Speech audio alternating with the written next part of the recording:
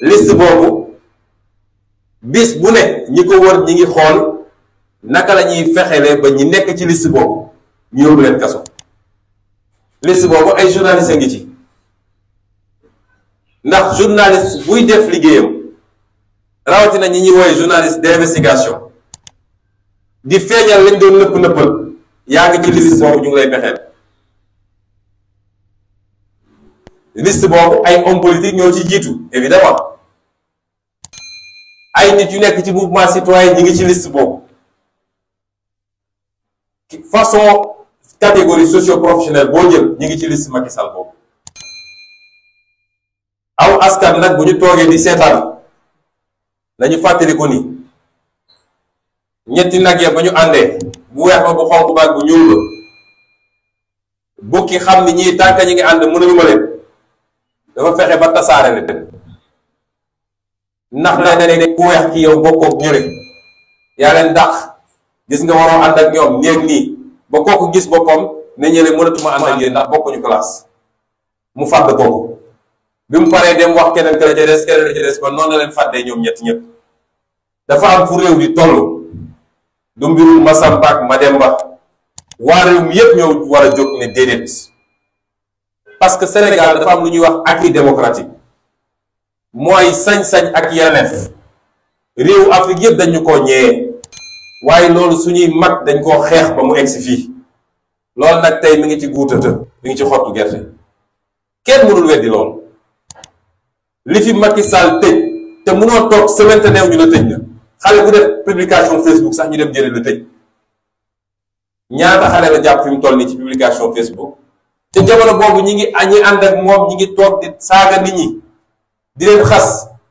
di dugg ci loo xam ne kenn mënu koo tudd te kenn du leen teg loxo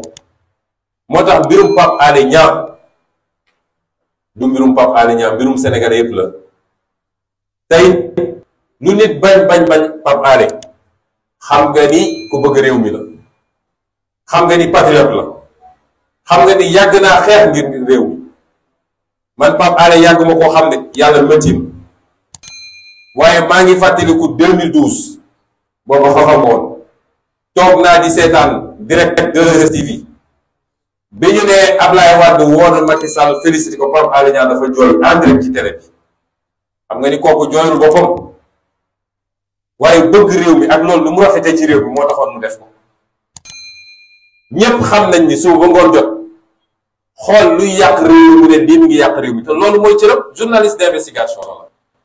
kon fee mu nekk du place am moo tax Sénégal yëpp dañu war a jóg taxaw du affaire journaliste yi kese de man dugaluma sax affaire corporation affaire u sénégalais yépp la Sénégal dafa am ay jamono bu jotee doo xàmme kii wala kële xawoon na fi ci mois de février mars bu dee dafa jàpp ni jàpp Pape Alé suba mu jàpp keneen moo tax kenn dootul wax tey la wàllu gën a kaay ndax li ñu xam ñun ak li ñu téye yàlla laa rek nga xam ne mu toll te saa su dara jotee rek nañ ci wax li mu gas suul yépp xam nañ ko te génne naa ci tey dara lii jukki la rek bu ndaw waaye il faut peuple bi xam li xew ba tax nag ñiy woo Sénégalais yëpp ñu jóg taxaw tembe bu jaree def ay manifestation il faut ñu def ko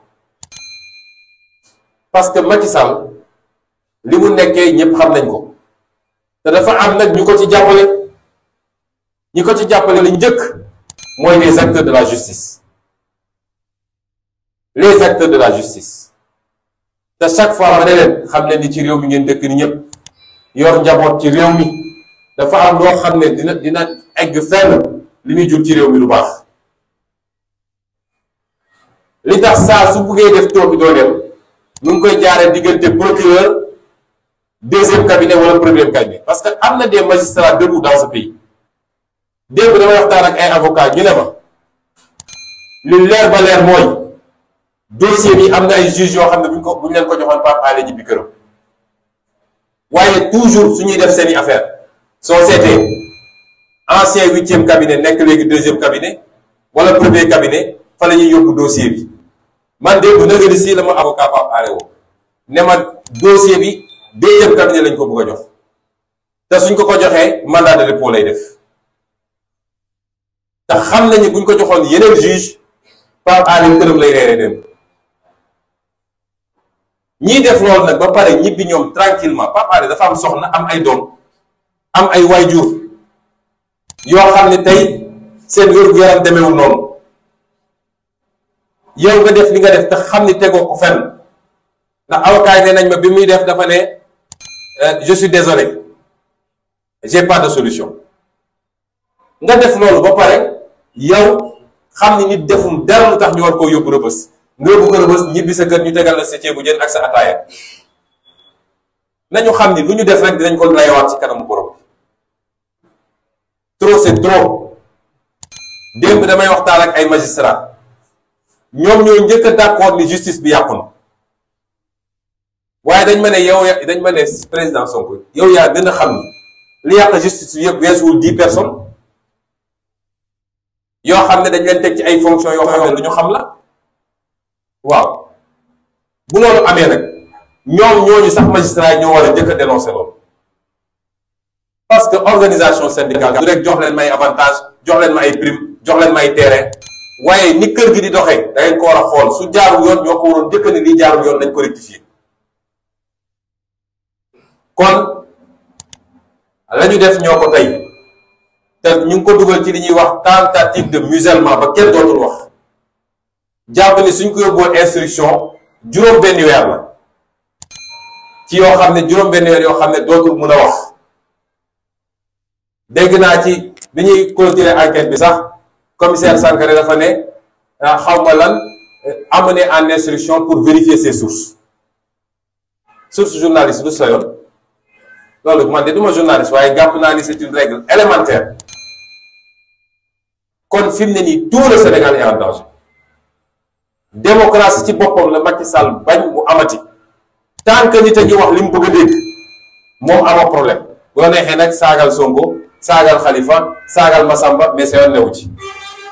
mais bu loolu amul ñu ne nañ ko pexeel nag tey le premier adversaire de l'opposition au Sénégal c'est pas Macky Sall c'est pas APR c'est pas Benno Bokk Yaakaar foofu moom c'est des regroupements de bras cassés ñooy jaaxaluñu chaque jour ma ne su doon ñun ak ñoom rek wax ji jeex na waaye premier adversaire opposition au Sénégal c'est la justice sénégalaise instrumentalisée pour rek képp ku ne bokkumaal moom xalaat bokkumaal moom gis-gis kaso nga jëm. gendarmerie ak police tegu ci du ma ne gendarme yëpp du ma ne policier yëpp comme du ma ne magistrat yëpp tamit li ci ëpp ci magistrat yi bokkuñu ci lii te ñoo koy naqarlu ci suuf waaye ñi ñu teg ci bopp ba pour ñuy def liggéey bi nga xam ne moom la waa ji bëgg boo génne loolu ci Macky Sall dara desi ko fi dara askan wi wan na ko gannaaw parce que dem na ba gis xar kanamam dëgg loolu moo xew fi Sénégal. kon nañu bàyyi li ñu nekkee dama doon waxtaan ak Khalifa Sall benn bés mu ne ma juge bi ma inculpé woon fekk na ma Rëbës ne nañ ma génne bañ ma génnee mu ne ma damaa ñëw du dara damaa ñëw pour baalu la àq ndax xam nga rek léeg-léeg mënuñoo bañ loolu magistrat daa waxee noonu. est-ce que ñoom xam nañu liberté lan la liberté nit yàlla dafa mooñaale nit ak liberté nit boo ko xañee liberté xañ nga ko lépp. nga ñëw xañ liberté ci yow loo xam ne leer na ni digganteeg sa borom boo sànni woon sa sijaada di julli xam nga ni lii ma def du yoon naka la nit di demee ba egg niveau boobu après nga dégg naan yaa ngi baalu ji àq ma ne ko yow tu es trop gentil man su doon man ab pes la fay jële foo ñu bàyyi li yenn yi nit ñi duñu ay objet yoo xam ne su la neexee teg fii soo neexee nga sànni fële. ñetteel bi ma bëgg a aborder it ci lu gaaw mooy semaine passée dama leen yégaloon ni dina am ay plainte ñuy déposé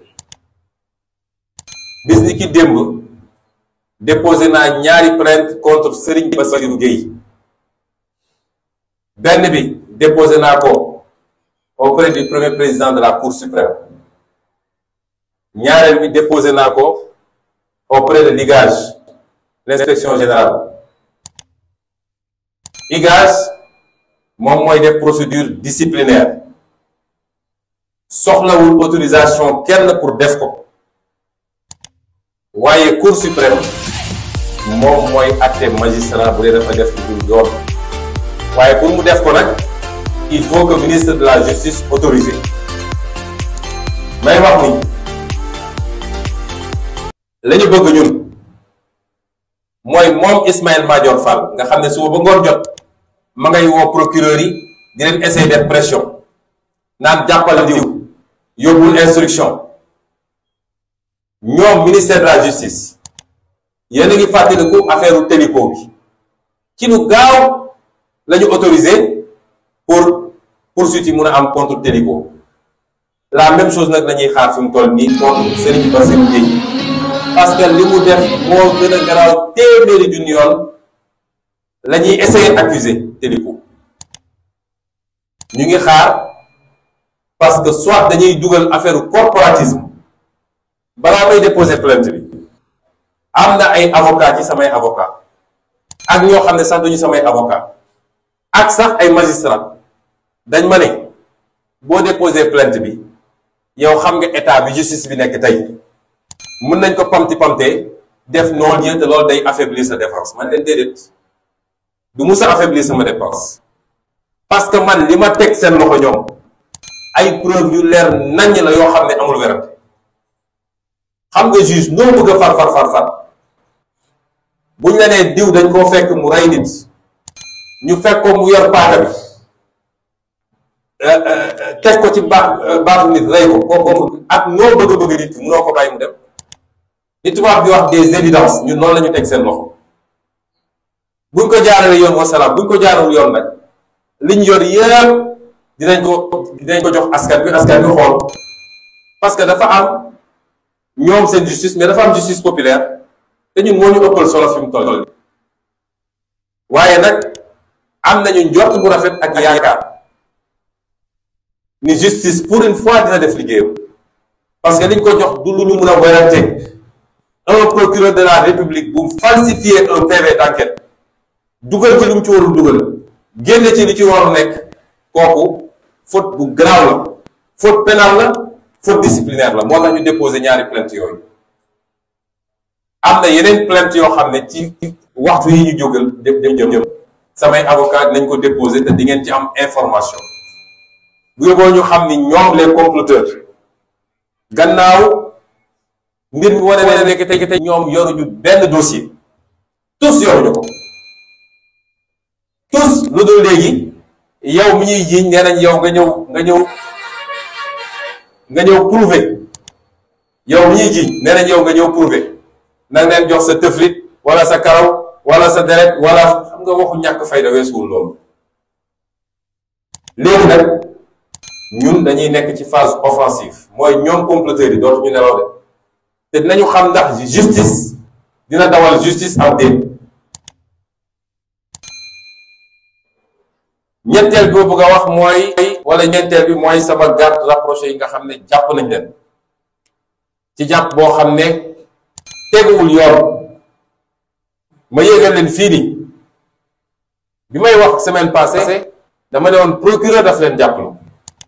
waaye dem nañ ba xam ni procureur jàppaluwu leen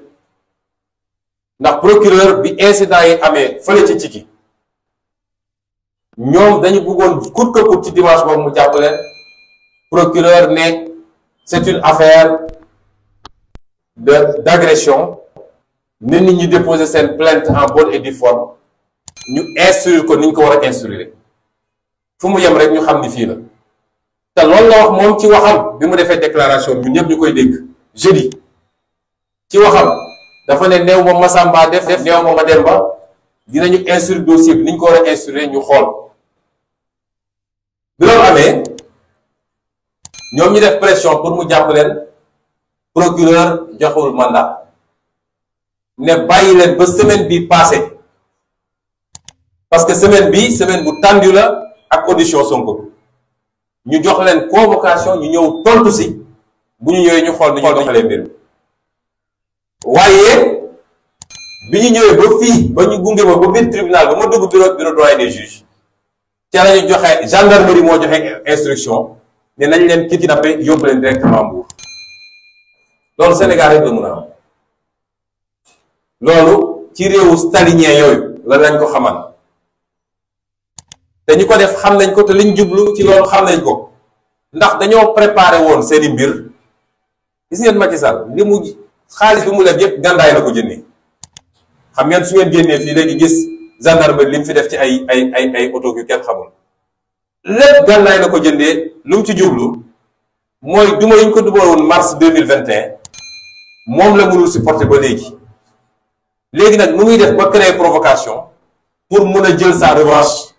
dal ci ndaw ñi gaañ leen moo tax la ñu amoon yépp ci effectif andi woon nañ leen Dakar semaine passée yaakaaroon ne nag damay naan ndaw ñi jëm leen génn leen wala nangam ma toog rek leen seetaan ba ñu ne suba la mbir mi ma def sama déclaration fii déclaration boobu nag dafa yàq seen plan yépp lépp la yàq xam naa ni bi ñu déggee déclaration bi moom ku leen fekkoon fi ñu nekk mel na ni dëj ñu ne kon il faut ñu ut beneen pexe boobu mooy li ñu def parce que jàpp ni suñu defee provocation jàpp samay garde corps mbir mi bu siiwee rek ndaw ñi dinañu génn ñu am li ñu bëggoon parce que fi mu ne nii pexe bi yëpp mooy fexe ba def ay provocation à chaque fois liste bi mu yor ci ay nit yi ñu war a jàpp ñu fexe ba jàpp si ñaar wala ñett yóbbu procureur gaaw def dossier ñu ne tëj nañ loolu rek moo tax ñu jàpp samay garde corps waaye dossier bi su instruction bi jaaroon yoon ñoom dañoo déposer ay plainte ñun ñu déposer ay plainte ndax am na ci suñu nit ñu gaañ am na suñuy oto yu ñu toj su jaaroon yoon ni ñu jàppee juróom ci samay nit dañu waroon jàpp ñi nga xam ne ñun tam plainte nañ leen ba tey jàpp ñu ci kenn loolu mooy 2 poids 2 mesures ba léegi jàppaguñ ci kenn ci li ma yëg ba démb ko am na ñun ci woo déglu leen bàyyiwaat na ñu ñibbi kon lan moo teewoon ñu woo samay nit déglu leen bàyyi leen ñu ñibbi ba jour procès ñu woo leen ñëw comparaître librement loolu mooy 2 poids 2 mesures waaye sant yàlla rek parce que bu soobee yàlla bu mardee dañ leen bàyyi ñu dem seen yoon loolu lu ma am yaakaar la parce que teg nañu seen table ay preuve yu leer nañ nit ñi bokkuñu ci xeex bu gaañ nit bañ leen di jàpp waaye li ma bëgg a wax foofu rek mooy provocation yi tam am na luñ ci jublu woon mooy sama nemmeeku tour bi may def mooy bëgg a dagg seeni put gis ngeen premier jour bi lañ ma attaqué Joal andi ci gendarmerie loo xam ne kenn xamul nu mu toll sànni fay lacrymogène bi ñu xamee ni loolu mënumaa tere continuer li may def la ñu dem organiser ay nit benn ndaw su nekk présidence de la république organiser ay nit ñu ne leen ñu ñëwee fii def leen provocation na ngeen fexe rek ba xeex am ñu profité ci jàpp génn ci ñoom jàpp nañ ne noonu nag mën na gàllankoor nemmeeku tuur may yëgal Sénégalais ni bu soobee yàlla bis ni ki suba ajjuma dañu reprendre tranquillement suñu nemmeeku tuur incha allah parce que ni ma ko waxee rek 46 départements yëpp dañ fa teg suñu tànk bu soobee yàlla dem waxtaan ak Sénégalais yi ci jafe-jafe réew mi déglu leen xam seeni problème waaye wax leen solution yu leer nañ yoo xam ne tey moom la ñu fas yéene def à partir de 2024 pour soppi réew mi loolu kenn mënuñu koo tere def bu andi woon armée nationale sax duñu tere def suñu nemmeeku tuur te wax naa ko amul jafe-jafe garde du corps waaye daa wax nag ni li ma mës a wax laay wax ñun dañu mës a song kenn mësoo gis ñu attaqué nit waaye duñu mës a seetaan ay nit jóge fële dal suñu kaw gaañ ñu rey ci ay nit ñu leen di seetaan li may ñaan Sénégalais yi kenn ku ne na waxtaan ak ay mbokkam jàpp leen ñu toog parce que li xew ci gi defe naa bu ñu leen doorul dëgg tey coow li du nekkee lii nun duñu song kenn duñu saaga kenn duñu tooñ kenn jàmm lañuy dox ndax jàmm weesuwul dem seeti Sénégalais yi seen biir kër seen biir koñ waxtaan ak ñoom ci tolluwaay réew mi ñi ngi ñaan nit ñi am sago téye seeni mbokk te xam ni bëgg jàmm tekkiwul ni da ngay toog ñu lay dóor ak dina saaga te doo réagir te am nañu matuwaay yi ñu war a am nag pour défendre suñu bopp waaye it jël nañu ay matuwaay yu mat sëkk ba désormais lu xew à la minute près vidéo yi dina circuler ñëpp gis ko ba Sénégalais yi xam ku tooñ ku saaga ku dóor à la minute près laa wax matuwaay yëpp jël nañ ko ba ñëpp xam ne xew kon bu soobee yàlla à partir de ëllëg incha allah dinañ dem defi ay fan ci département wu Tivaouane nga xam ne département bu rëy la am 18 départements 18 communes comme ni ñu ko waxee nemmeeku tour bi commune rurale yi moo ñu intéressé àll bi fu ñu dem àll bi la ñuy njëkk a dem waxtaan ak ñoom baykat yi sàmmkat yi nappkat yi jigéen yi transformatrices yi yooyu moo ñu gën a intéressé bu ñu paree loolu dinañu xool nag chef-lieu de région bi suñ fa mënee def dara ñu def ko mbokk yi yii mooy juróom yi poñ yi ma bëggoon waxtaan ak yéen dinaa ko faram-fàcce nag donte taxawaay bi gudd na ci kàllaama nasaraan def ko résumé bu ko defee après bu dee am na quelques laaj ñu déglu ko doog a yeewi ñëpp bu soobee yàlla. Je commencerai mon allocution par souhaiter un prompt rétablissement à notre jeune frère, notre ami Sadio Mané, qui aurait subi une blessure